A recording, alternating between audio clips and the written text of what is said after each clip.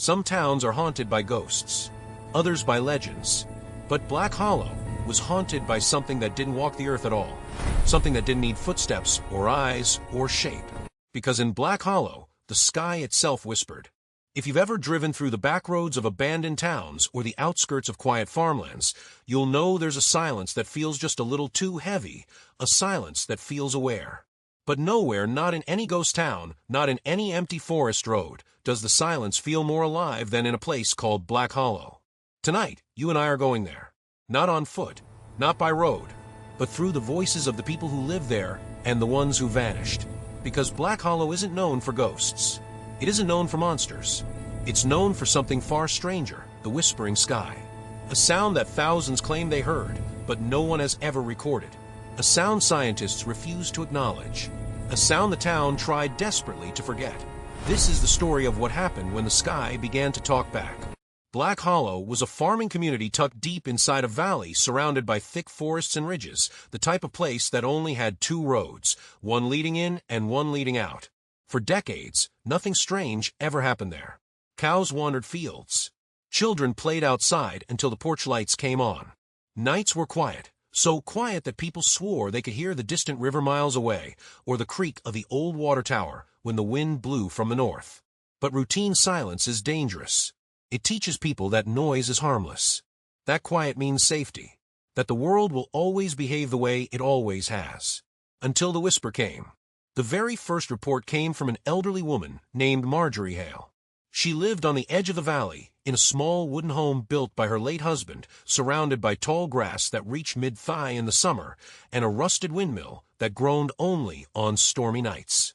But on June 14, 1987, when the whisper came, there was no storm, no wind, no movement at all. The air was so still that Marjorie later said it felt stuck, as if the world were holding its breath. Then the whisper drifted in. It wasn't the kind of sound that traveled across land. It didn't come from trees bending or distant machinery or animals rustling through brush. Marjorie described it as a voice carried on air that wasn't moving, like sound was sliding through space without needing wind to push it. A soft, steady whisper that seemed both impossibly close and disturbingly far, as if someone were murmuring through the clouds themselves. She said it repeated a single phrase, one she could not understand. A long, slow murmur. A breathy hum. A rhythm without words, but not without intention. She stood at her porch, listening, frozen by something she could not name. Her neighbors later claimed they saw her standing there for nearly 30 minutes, unmoving. But Marjorie insisted it wasn't 30 minutes. She said, "I stood there for seconds. Only seconds. But when I blinked, the sun was gone." Time had passed, hours of it, without her noticing. She hadn't moved, hadn't felt her legs or the ache in her knees. The world had simply jumped ahead of her. She only realized how much time was lost when her porch light flickered on automatically, triggered by the sudden darkness. In any normal town, one report like this would be dismissed as exhaustion, confusion, or age. Something harmless. Something explainable. But in Black Hollow, it didn't stop at just one. Within a week, over 40 families reported hearing the same phenomenon, a whispering voice drifting across the sky between 11:40 p.m. and 12:10 a.m., lasting exactly 30 minutes. No more, no less. Every night, the sheriff's department logged calls until their pages were full. Local pastors held nightly prayer gatherings. Teenagers gathered on rooftops with tape recorders and camcorders, laughing nervously as the air grew cold. None of their recordings captured the sound, not the faintest trace. But every microphone failed in the exact same way. A flicker of static, a sudden drop in volume, and then a strange flat line of silence. People described the whisper in wildly different ways. Some said it sounded like a radio station halfway between channels. Others said it resembled a crowd murmuring behind walls. Others said it felt like someone breathing right behind their ear. Some said it was like the sky was speaking, but didn't want to be understood. But one detail was identical across every report. The whisper sounded like it was calling someone's name. But no two people heard the same name. A mother heard the name of her stillborn child. A widower heard the voice of his late wife, whispering his own name. A boy heard the name of a cousin who had died in a car accident the previous year. Some heard names they didn't recognize. Some refused to repeat what they heard at all, visibly shaken, as if saying the name aloud gave it power. A farmer named Elias Cooper said only one sentence and refused to elaborate. That wasn't a name meant for any living person. Within 10 days, everyone in Black Hollow had heard it at least once. And that's when the disappearances began. The first was a teenager named Ryan Lockwood. A good kid. Quiet, athletic, the type who helped his mother carry groceries without being asked. He vanished on June 23rd, the 9th night of the Whisper.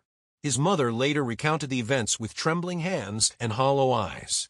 She said Ryan woke her at exactly 12:03 a.m., shaking her shoulder. He was pale, sweating, and whispering only, "It's calling me." She tried to pull him back down onto the bed, thinking he was sleepwalking or having some kind of episode. But when she grabbed his arm, he pulled away with a strength she didn't know he had. He moved like a sleepwalker who wasn't asleep, purposeful, determined, unreachable. He walked out their front door, walked across the open field behind their house, walked toward the ridge line. His mother ran after him in bare feet, screaming his name. She said he never once turned around. Not once. When the Whisper suddenly stopped, at its usual time of 12:10 a.m., Ryan stopped too. Stood perfectly still. His mother thought for a moment that he was finally waking from whatever trance he was in. But instead, he simply vanished. One blink. Gone. No sound. No flash. No struggle. No trace.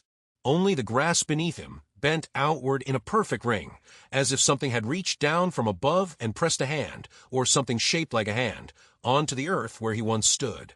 Ryan was never found. Search parties scoured the valley. Helicopters scanned the ridge. Divers searched the river. Nothing. Not a footprint. Not a scrap of clothing. Not even disturbed soil.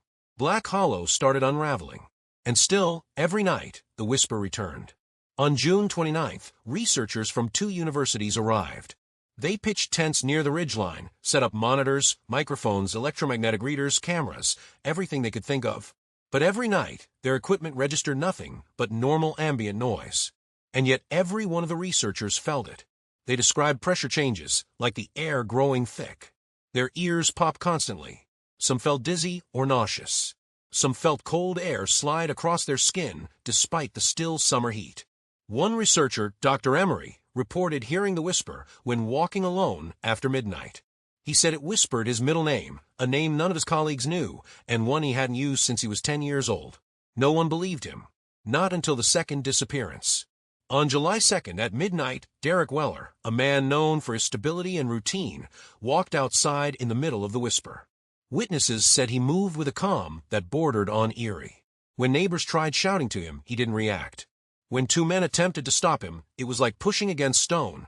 His body moved forward anyway, inexorable. He walked toward the woods. At 12:10 a.m., when the Whisper ceased, Derek stopped at the tree line, then vanished just as Ryan had. 2 disappearances. Same pattern. Same impossible ending. Black Hollow descended into fear. Curfews were mandated. Children slept in their parents' bedrooms. People boarded up windows, taped cracks in doors, slept in basements. Some tried leaving altogether, but those who fled found no safety. The Patterson family reported hearing the Whisper 50 miles away on the same night they left. Another family reported hearing it 120 miles away while staying in a hotel. The Whisper didn't stay in the valley. It followed. A linguistics professor studying the phenomenon proposed a chilling theory. He believed the Whisper wasn't calling actual names, it was imitating human vocal patterns, adjusting itself to whoever listened. That each person heard something crafted uniquely for them. It isn't a voice, he said. It's an interface. Some laughed at him. Some believed him. Some refused to think about it at all. But then came the night that proved the Whisper was intelligent. On July 14th, exactly 1 month after the first Whisper, the sound arrived early. It was louder, thicker, vibrating through floorboards and windows. A woman named Layla Matthews, exhausted and terrified, ran outside and screamed into the sky. "What do you want?" For the first time, the Whisper reacted. It shifted pitch, twisted, deepened. Neighbors said it repeated her words back to her, but stretched, distorted, like hearing your own voice played backward through cold air. Layla collapsed moments later. She survived but wouldn't speak for days. When she finally did, she whispered only one thing again and again. "It's not outside. It's above us." The Whisper continued every night after that. It started creeping into late afternoons. Animals fled the valley. Dogs refused to step outside. Birds fell silent. On July 20th, the last night anyone lived in Black Hollow, the whisper came at 10:41 p.m., nearly 2 hours early. And for the first time, it spoke clearly. Multiple people claimed to understand the words, though each heard something different. We're not here for you.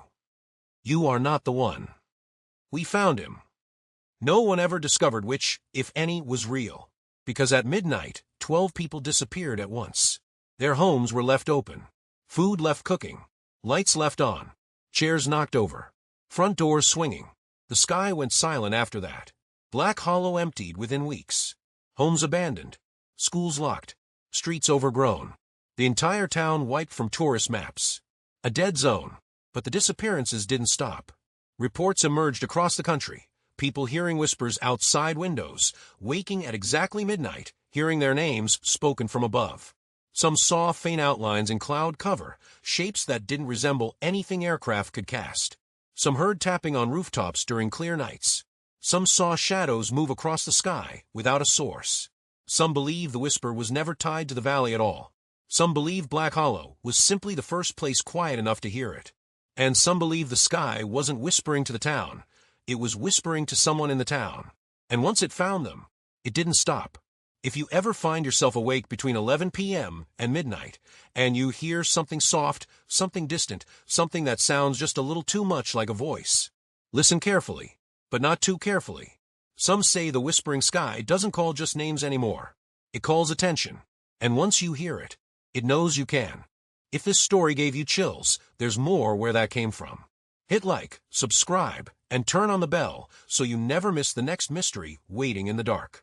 Stay curious, stay cautious, and stay tuned for more mysterious myths where the unknown watches back.